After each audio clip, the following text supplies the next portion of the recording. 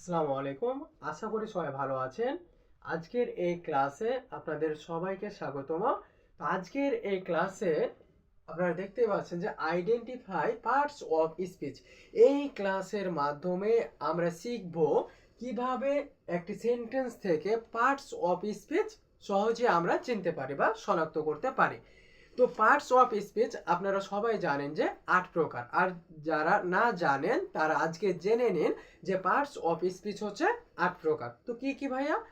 Noun, pronoun, verb, adjective, adverb, preposition, conjunction and হচ্ছে interjection. তো দেখেন এ নাম্বার সেন্টেন্স হচ্ছে আই হ্যাভ এ পেন। তো আই হ্যাভ এ পেন, এখানে এই যে পেন হচ্ছে কি, এখানে পেন হচ্ছে নাউন, হ্যাভ হচ্ছে ভার্ব, আই হচ্ছে কি। এখন পার্টস অফ স্পিচে এই যে দেখেন এখানে যদি আমি বলি আই হচ্ছে সাবজেক্ট, তাহলে এখানে পার্টস অফ স্পিচ এর বিবেচনায় এখানে আই সাবজেক্টই হয়ে যাবে। ভুল কেন ভুল হবে? কারণ পার্টস অফ স্পিচে আমার সাবজেক্ট বলে কোনো কথা নাই, কোনো ওয়ার্ড নাই, ঠিক আছে, কোনো ভাগ নাই। তাহলে এখানে আই কি? আই হচ্ছে প্রোনাউন, আই হচ্ছে প্রোনাউন, হ্যাভ হচ্ছে ভার্ব, পেন হচ্ছে নাউন। এখন এ এ কি হবে? আর্টিকেল? না, আর্টিকেল হবে না। কেন? আমার কি পার্টস অফ স্পিচের ভাগের মধ্যে আর্টিকেল আছে? আর্টিকেল তো নেই। তাহলে এখানে এ হচ্ছে অ্যাডজেক্টিভ। বি নাম্বার এক্সাম্পল দেখেন, হি ইজ ওয়েল, তাহলে সে হয় ভালো, ঠিক আছে।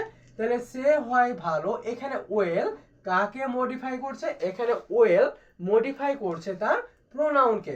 যখন কোনো ওয়ার্ড তার নাউন বা প্রোনাউনকে মডিফাই করে তখন সেই ওয়ার্ডটি কি হয়ে যায়? অ্যাডজেক্টিভ। তাহলে এখানে ওয়েল হচ্ছে অ্যাডজেক্টিভ আর ইজ হচ্ছে ভার্ব। সি নাম্বার দেখেন, হি রাইটস ওয়েল, সে ভালো লিখে। আমি যদি বলি হি রাইটস, সে লিখে। এখন কি লেখে, কিভাবে লিখে? তাহলে দেখেন এখানে হি তো হচ্ছে প্রোনাউন আর রাইটস হচ্ছে কি ভার্ব, আর এখানে ওয়েল, ওয়েল তাহলে কি হবে? এর আগের সেন্টেন্সে ছিল অ্যাডজেক্টিভ, তাহলে কি এখানেও আমার ওয়েল হবে অ্যাডজেক্টিভ? নো, এখানে ওয়েল কাকে মডিফাই করছে? তার ভার্বকে মডিফাই করছে। যখন কোনো ওয়ার্ড তার ভার্বকে মডিফাই করে তখন সেই ওয়ার্ডটি আর কি থাকে না, এই অ্যাডজেক্টিভ হয় না, তখন সেটা হয়ে যায় কি অ্যাডভার্ব। কারণ অ্যাডভার্ব কাকে মডিফাই করবে? তার ভার্বকে মডিফাই করে, তার অ্যাডজেক্টিভকে মডিফাই করে, তারপরে তার সেন্টেন্সে ব্যবহৃত আরেকটি অ্যানাদার অ্যাডভার্বকে মডিফাই করে। তাহলে দেখেন এখানে সেন্টেন্সের জন্য দেখেন এখানে ওয়েল ছিল অ্যাডজেক্টিভ, বাট আমার এই সেন্টেন্সে ওয়েল হয়ে গেছে অ্যাডভার্ব। কারণ আমরা জানি যখন কোনো ওয়ার্ড তার ভার্বকে মডিফাই করে তখন সে হয়ে যায় কি অ্যাডভার্ব।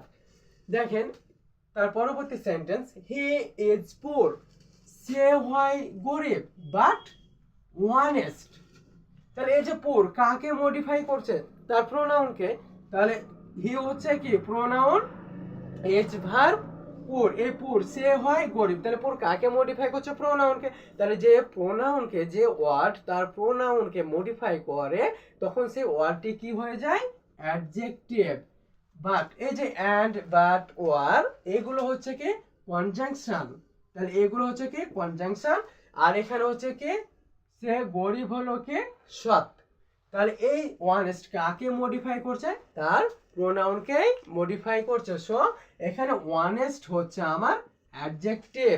এখন দেখেন অ্যালাস, অ্যালাস আই অ্যাম আনডোন, বলছে হাই আমি শেষ।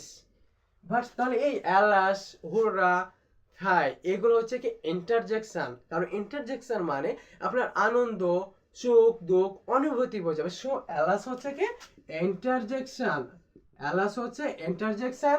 আই তো হচ্ছে প্রোনাউন, অ্যাম হচ্ছে ভার্ব, অ্যান্ড আনডোন, আনডোন হচ্ছে কি অ্যাডজেক্টিভ। কারণ সে কি করছে? তার প্রোনাউনকে মডিফাই করছে। সো যে ওয়ার্ড তার প্রোনাউনকে মডিফাই করে সেই ওয়ার্ডটি হয়ে যায় অ্যাডজেক্টিভ। পরবর্তী সেন্টেন্সটা দেখেন, আই গো টু হাউস, এখানে টু হচ্ছে প্রিপোজিশন, এখানে টু হচ্ছে প্রিপোজিশন। তাহলে টু প্রিপোজিশনের পর কয়টি ওয়ার্ড আছে? একটি। এই প্রিপোজিশনের পর যদি একটি মাত্র ওয়ার্ড থাকে তাহলে সেটা মনে করবেন সারা জীবন পর্যন্ত ওই একটি ওয়ার্ড হবে আমার নাউন। তাহলে প্রিপোজিশনের পর যদি আমার একটি মাত্র ওয়ার্ড থাকে তাহলে সেটা সারা জীবন পর্যন্ত আমার কি হয়? নাউন হয়। তাহলে হাউস হচ্ছে কি? নাউন। গো হচ্ছে ভার্ব অ্যান্ড আই হচ্ছে প্রোনাউন। জাস্ট ট্রিক্স, একদম খুব সহজে আমরা পার্টস অফ স্পিচ কিভাবে শনাক্ত করতে হয় আমরা খুব সহজেই তাহলে আজকের এই ক্লাসের মাধ্যমে শিখতে পারলাম। তো সবাইকে ধন্যবাদ।